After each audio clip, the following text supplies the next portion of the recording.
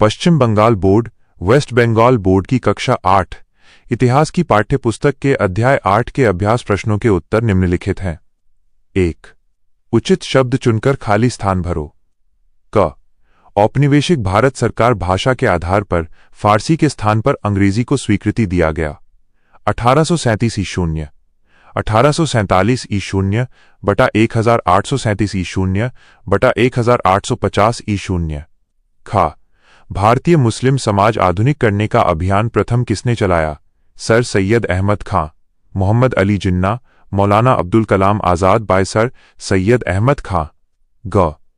कृषक प्रजा पार्टी के नेता थे A0 फजलुल हक, A0 फजलुल हक बाय मोहम्मद अली जिन्ना बाय जवाहरलाल नेहरू। घ. स्वाधीन पाकिस्तान राष्ट्र का जन्म हुआ 1947 ईशून्य 14 अगस्त, 1947 ईशून्य 15 अगस्त, 1947 ईशून्य 14 अगस्त, 1947 ईशून्य 26 जनवरी। 2. नीचे दिए गए तथ्यों में कौन गलत कौन सही चुनो। क. 19वीं सदी हिंदुओं की तुलना में मुसलमान शिक्षा एवं नौकरी के क्षेत्र में पिछड़ापन था। उत्तर सही। ख. हिंदू पुनरुत्थानवादी आंदोलन हिंदू मुस्लिम एकता प्रभावित कर रहा था। उत्तर सही। ग.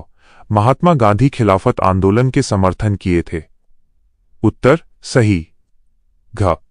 पाकिस्तान प्रस्ताव को खारिज करने के लिए 1940 में लाहौर अधिवेशन हुआ।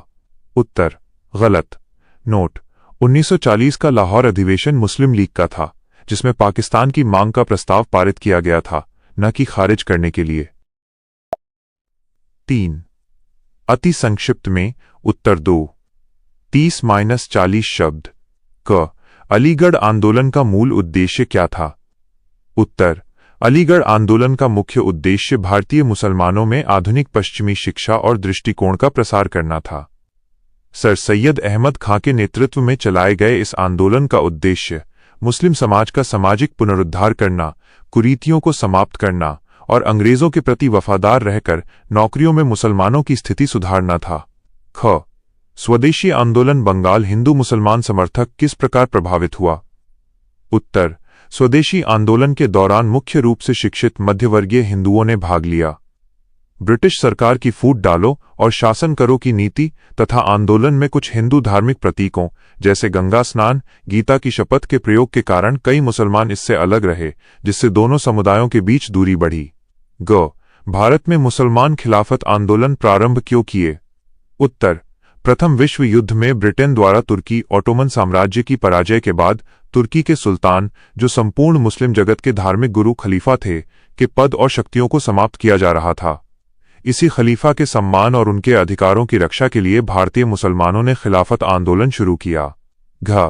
सन 1930 ईशून्य भारत में हिंदू मुसलमान संपर्क क्षेत्र में महत्वपूर्ण क्यों था? उत्तर: 1930 ईशून्य में मुस्लिम लीग के इलाहाबाद अधिवेशन में सर मोहम्मद इकबाल ने उत्तर पश्चिम भारत में मुसलमानों के लिए एक अलग स्वायत्त राज्य का सुझाव दिया। इसके अलावा इसी दौरान गोलमेज सम्मेलनों में सांप्रदायिक प्रतिनिधित्व को लेकर कांग्रेस और मुस्लिम लीग के मतभेद और गहरे हो गए, जिसने भविष्य के विभाजन की नींव रखी। यहां प्रश्न संख्या 4 के प्रश्नों के छोटे और संक्षिप्त शॉर्ट आंसर्स उत्तर दिए गए हैं। क. सर सैयद अहमद खां किस प्रकार मुस्लिम समाज को आधुनिकीकरण पथ पर आगे ले गए?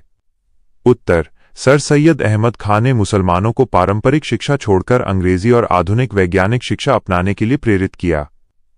उन्होंने 1875 में Mohammedan Anglo oriental college, Aligarh की स्थापना की और पर्दा प्रथा व बहुविवाह जैसी सामाजिक कुरीतियों का विरोध कर मुस्लिम समाज का आधुनिकीकरण किया। ख. 19वीं सदी में हिंदू पुनरुत्थानवादी आंदोलन का जन्म हुआ। सांप्रदायिक भावों के पनपने में इन सभी आंदोलन का क्या योगदान है? उत्तर: पश्चिमी संस्कृति के प्रभाव के विरोध में हिंदू धर्म और परंपराओं की रक्षा के लिए इस आंदोलन का जन्म हुआ।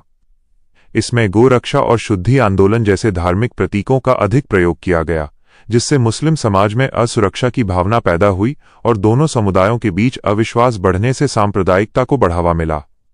ग. अहिंसा असहयोग आंदोलनों में किस प्रकार मुसलमान नेता दूरी बनाए? उत्तर: 1922 में चौरी चौरा कांड के बाद गांधीजी द्वारा आंदोलन अचानक वापस लेने से मुस्लिम नेता निराश हुए। साथ ही तुर्की में खलीफा का पद समाप्त होने से खिलाफत आंदोलन का अंत हो गया और 1920 के दशक में देश में सांप्रदायिक दंगे बढ़े, जिससे मुस्लिम नेताओं का कांग्रेस से विश्वास उठ गया और वे राष्ट्रीय आंदोलनों से दूर हो गए। घ सन 1940-1947 ईशून्य तक किस प्रकार भारत भाग्य स्पष्ट हुआ?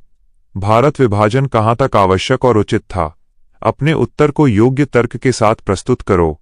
उत्तर 1940 के लाहौर अधिवेशन में पाकिस्तान की मांग, कैबिनेट मिशन की विफलता और 1946 के प्रत्यक्ष कार्रवाई दिवस के बाद भीषण दंगों ने देश के विभाजन का भाग्य तय कर दिया।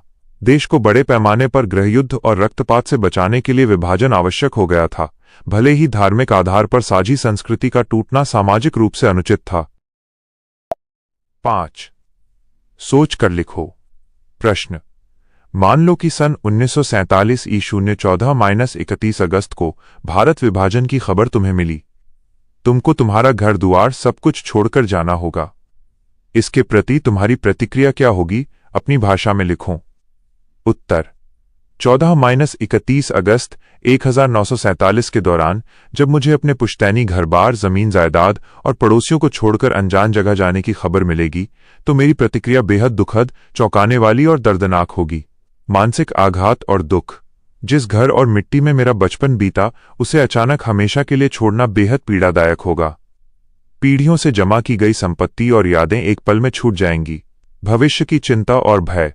अनजाने स्थान पर नए सिरे से जिंदगी शुरू करने, रोजगार ढूंढने और सिर छिपाने की जगह को लेकर मन में गहरा डर रहेगा। अपनों की सुरक्षा। देश भर में फैले सांप्रदायिक दंगों के कारण परिवार की सुरक्षा की चिंता सबसे बड़ी होगी। सहानुभूति और निराशा। यह देखकर बहुत निराशा होगी कि जिन पड़ोसियों के साथ हम मिलजुल कर रहते थे, राजनीतिक फैसलों के कारण रातों रात उनसे रिश्ता टूट गया। निष्कर्ष: विभाजन की ये खबर मेरे लिए केवल स्थान बदलने की बात नहीं, बल्कि एक गहरा मानसिक आघात होगी, जो जीवन भर एक कभी न भरने वाले जख्म की तरह याद रहेगी।